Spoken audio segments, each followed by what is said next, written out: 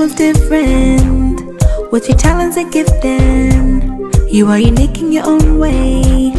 Don't you mind what people say? So shine your colors bright, shining brighter than ever, and live your best life and do whatever you want. Shake, shake those haters off, off. You're an eagle so soar, soar and rise above. Shine bright, show all your colors. You're not a carbon copy, so show them what you shine bright.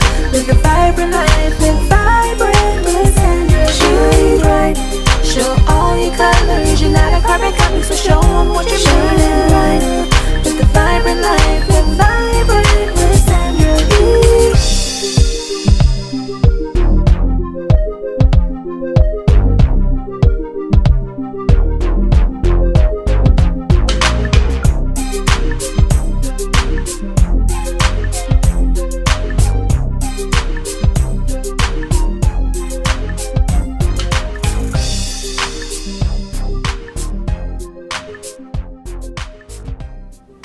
Hi and welcome to Vibrant. I'm your host Sandra V, and I'm so excited to be here with you tonight. We have a wonderful guest in studio. We have with us tonight Theodore Moye. Theodore is a production manager. He's also in stage management. He's an author. He's known as DJ Easy Lee. So help me welcome Theodore Moye. Yay!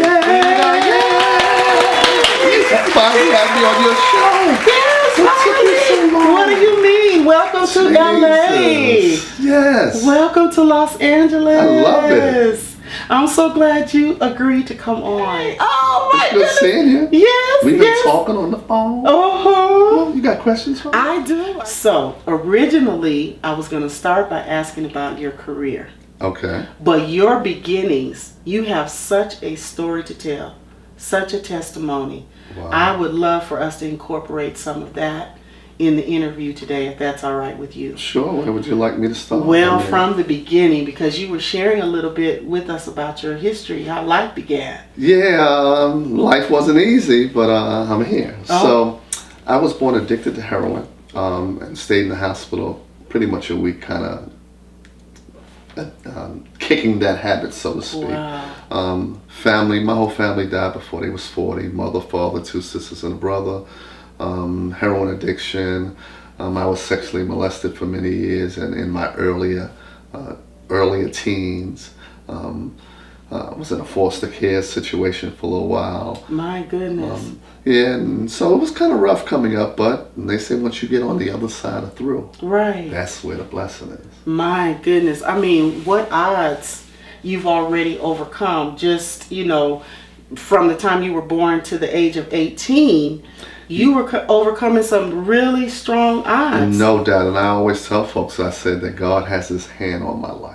So now let's talk about your career and how your career began. I know you mentioned that you were in the Navy. I was in the Marine Corps, don't say Marine, oh don't say. Marine Corps. Oh, I can't not say the Navy. No, well, the Navy's our buddies. The Navy's our buddies, but I give the Navy a hard time. Because they always give us a hard time, but they transport us, so the Navy transports the Marine Corps. Okay, all right. And so from there, how did the career that you're involved in now begin?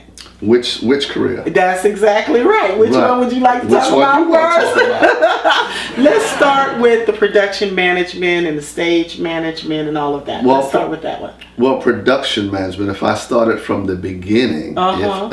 So when I was a little boy, I used to go to a church in Harlem, and I didn't really go for the word. Okay. I went because they had a band there. Okay. And so I was the first one, wanted to be a drummer, and then I sat behind in the not the choir loft, but in the band area. And my buddy named Alvin Reed, he played drums, and so I was just enthralled with that whole piece of the band.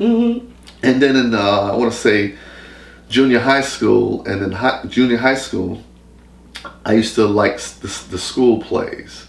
I want to be the stage manager. I'm pulling the curtains, and the behind the scenes things really kind of got me all excited about it. So from a production management perspective, I do production management for theater, and I do production management for live entertainment functions. Right.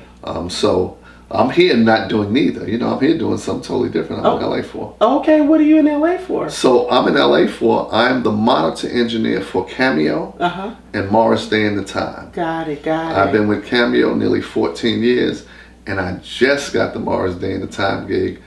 This is my 3rd gig with Morris. Congratulations. As a monitor engineer. Yeah. Do you know what that is? Congratulations. I want to say it has something to do with the soundboard that you work. It does. Okay. It does. So just to give you a little clarity, there are 2 engineers in a live concert setting. Usually 2. It could be 3, it could be 4. But for the most part, it's 2.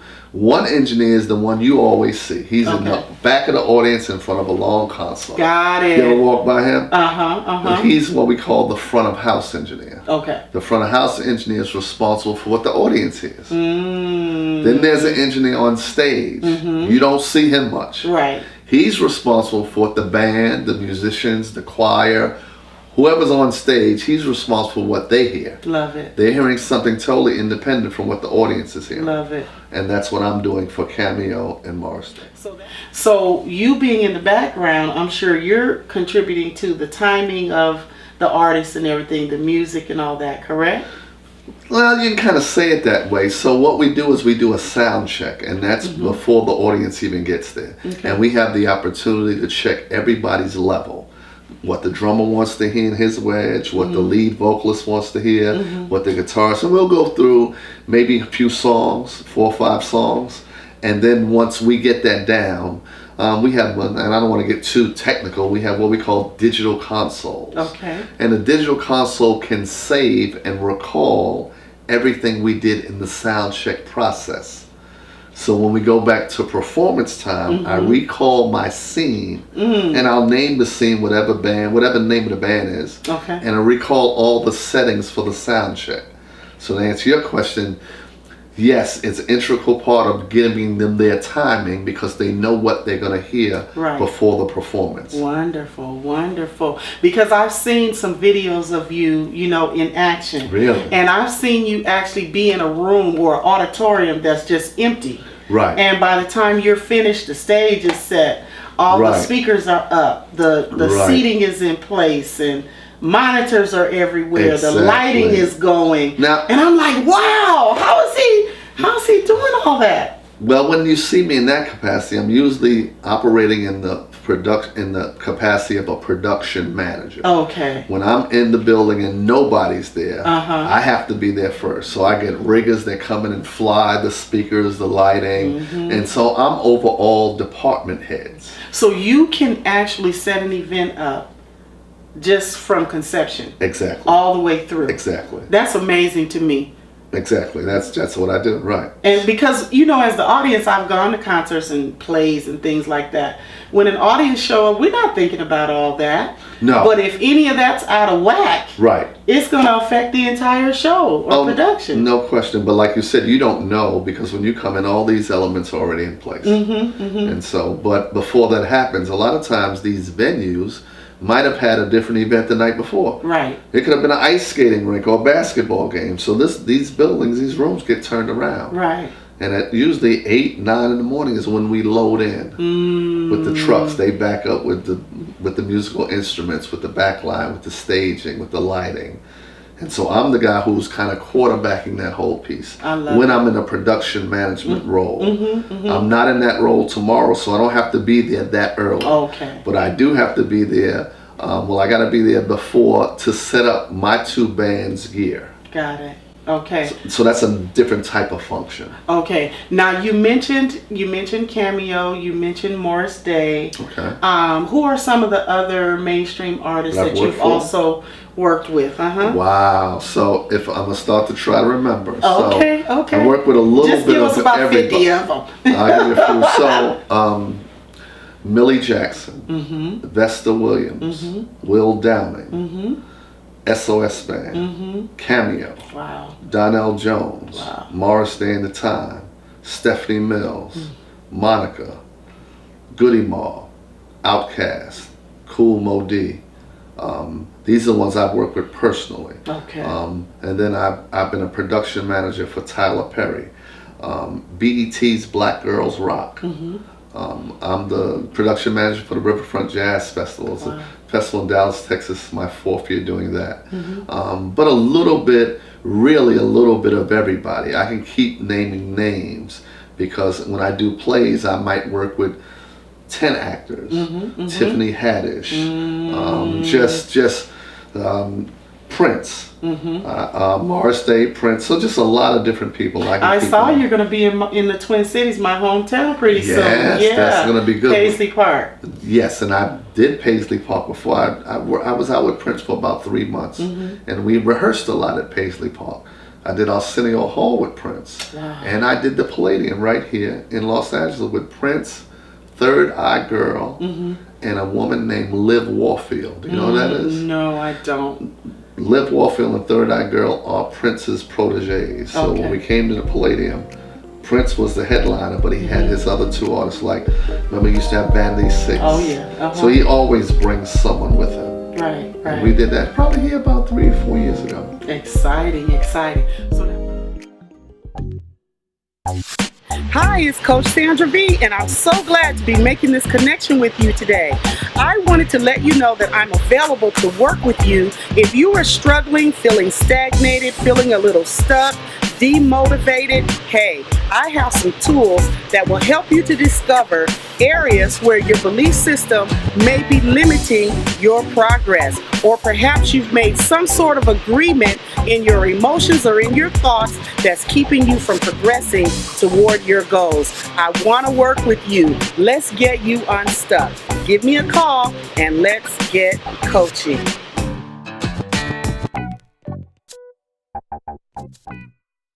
Hello, my name is Damon Jones, real estate broker and owner of Purpose Real Estate Company, your commercial and residential real estate specialist. We're also certified with the National Commercial Real Estate Association.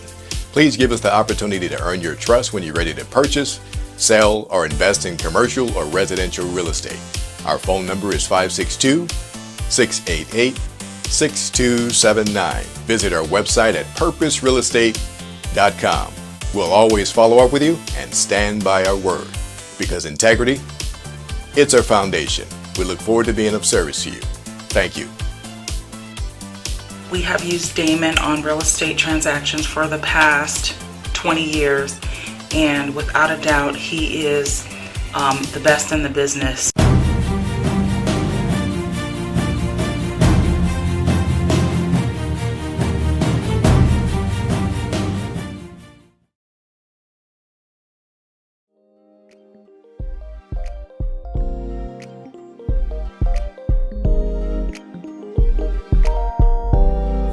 So now I have been waiting to ask this question. How did you get the name DJ Easy Lee? How did that come about?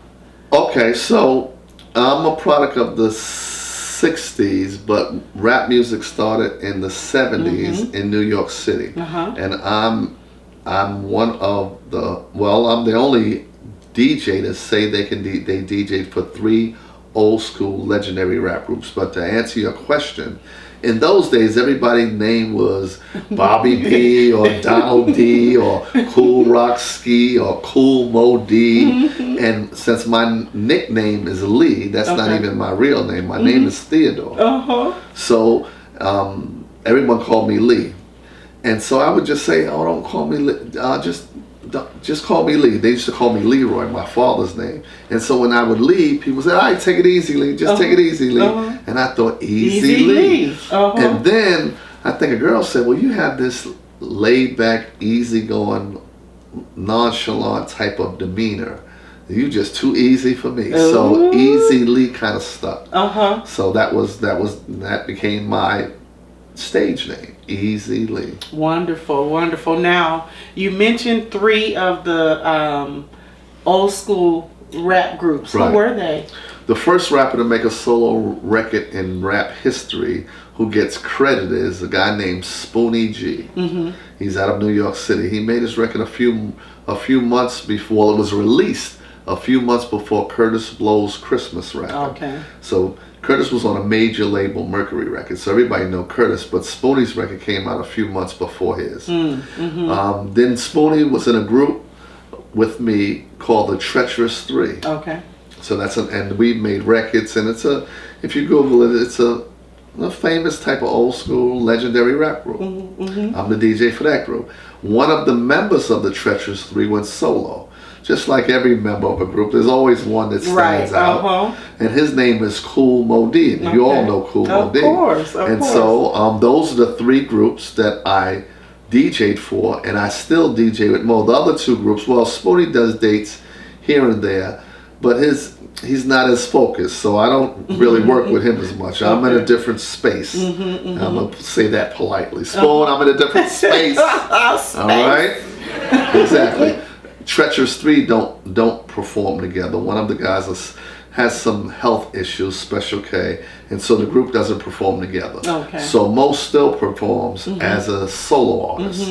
So when he goes out, I still go with him. And you guys are still like all over the nation. Yeah, we still do shows. Yeah, we still do shows. Now I have to ask you this: did you ever think rap would last as long as it did? You remember when rap first came out? I was there. And people, I mean, was partying, you know. But people never thought rap would last this long. Did you?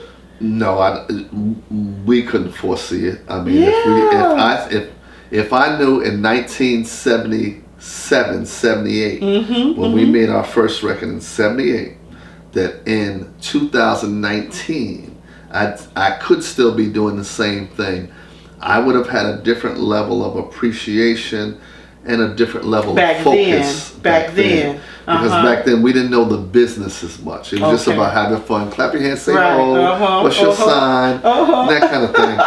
Hotel. Right. That's a Christian inspirational. And with that, see, she just goes. Yeah, it was one of those things that we couldn't foresee that it would go this far and it would have this type of global appeal. Because it seems like hip hop has affected pretty much every genre, every nuance. Right. You got advertisers selling anything with a hip hop rap I'm behind. telling you. Sprite, sneakers, jewelry, Ciroc, all of just it. Whatever, airline, everything, shoes, whatever.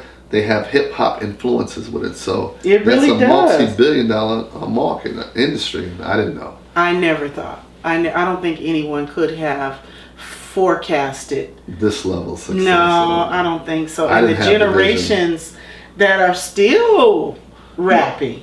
Yeah, and it's taken different directions, different styles of rap.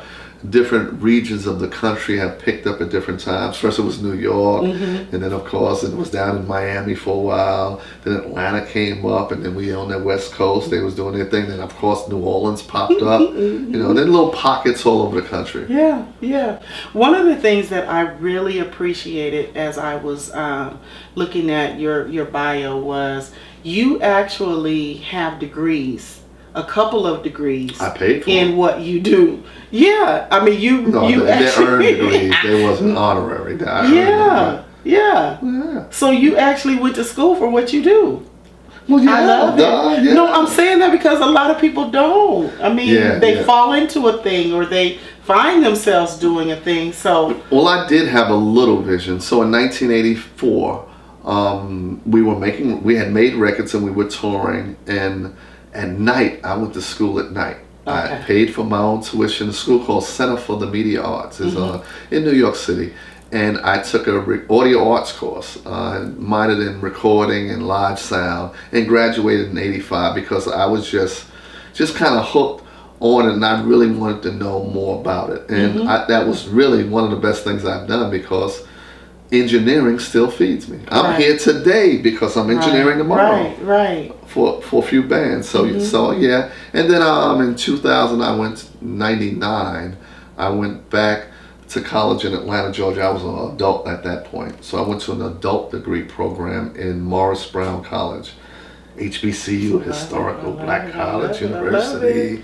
Right, and got a degree in organizational management. So I have such an appreciation for how you prepared yourself, to reach the place that you've reached. Not just through hard work and dedication, but also academically you prepared yourself. I tried to, and I've been fortunate enough to get a lot of inquiries and interest to be guest lecturers. I've guest lectured at over 20 colleges, so that's been exciting for me. That's amazing. So now you're imparting into the next generation as well, which is great. I like to think so.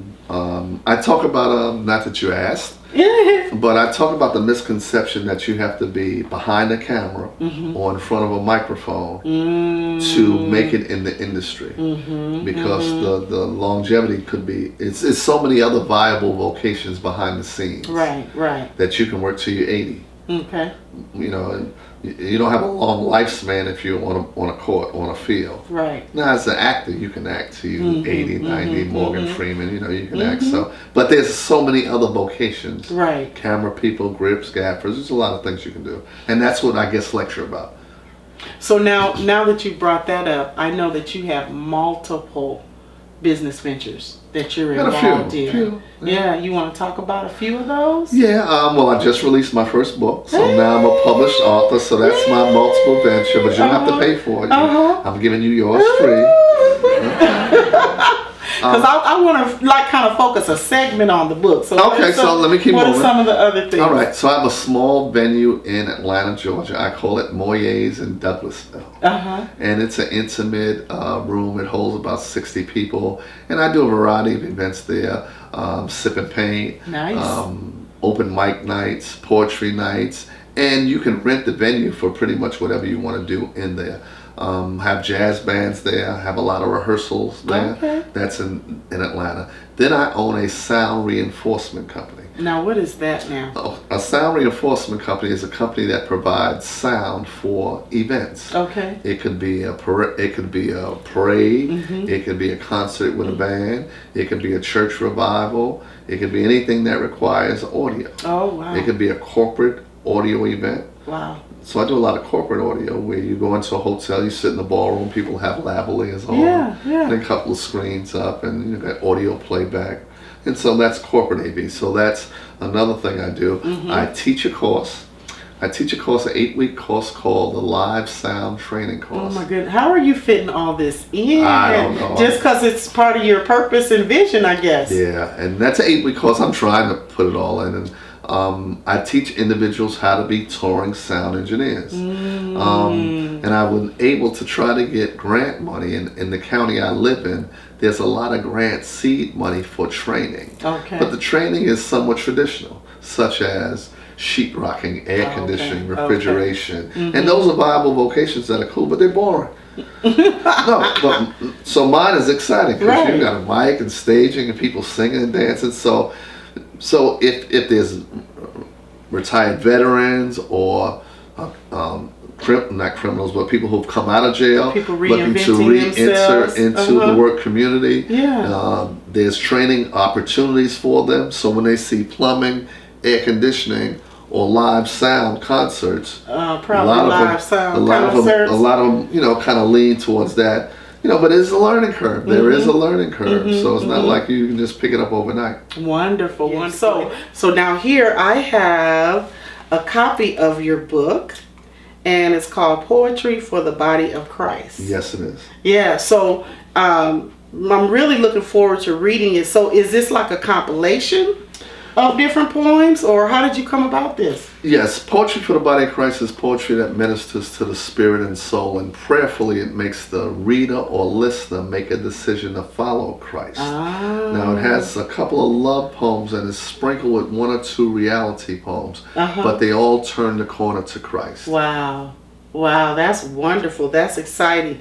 And then when we were talking, now is this on Amazon? Yes, Can this be found on Amazon? It can be found on Amazon. It's $15 on Amazon. So what I tell people, if they call me or reach me out directly, they can send me that same $15 on Cash App, and then I will send them an autograph copy. Now you can get it either way you want. Sure. But how much nicer it is to have it signed by the author. Well, I would think that. But, yeah. And then you mentioned that you have some other books that you're actually working on. Yes. So can you share a little bit about? Yeah. So we can look forward to those? Well, yes. I have 3 other books in the works. The next one is called Encounters. So I identify 100 famous people. I mean very famous people that everybody knows their names. And I talk about an encounter that me and them had. Some of them are funny, some of them are silly, but they're true encounters that I had with all these famous people. So that's encounters. Thank you for sharing that. So now, with everything that you've accomplished, and we've in no way covered what you've accomplished, some of the things that you have, going on, but do you have any upcoming events, things that we can look out for? Well, I'm busy every weekend this year, pretty much. You showed me the schedule. So tomorrow I have a cameo in Morris Day and Time here in Los Angeles. On Sunday I have cameo in Oakland, California.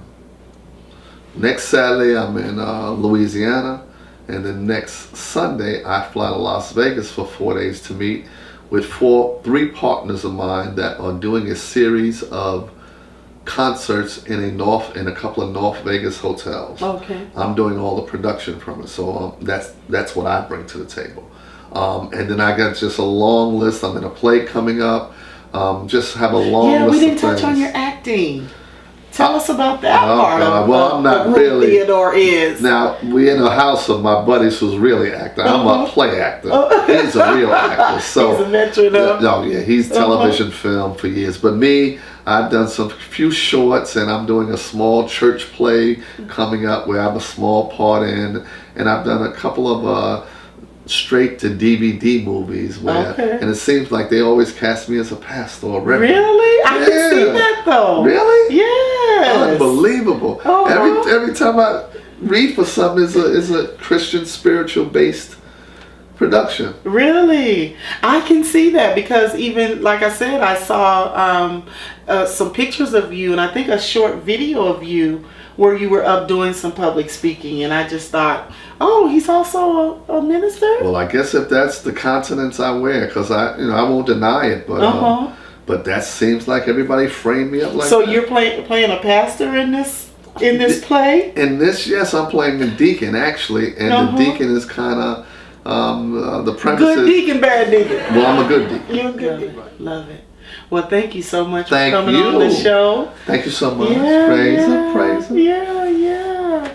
So now you've met Theodore Moye. And I want to call him the Renaissance man. Jesus. Yes. I'll take it. I want to call him the Renaissance man. So you can check him out. You can find him on. I'm on Facebook, Instagram, LinkedIn, Twitter.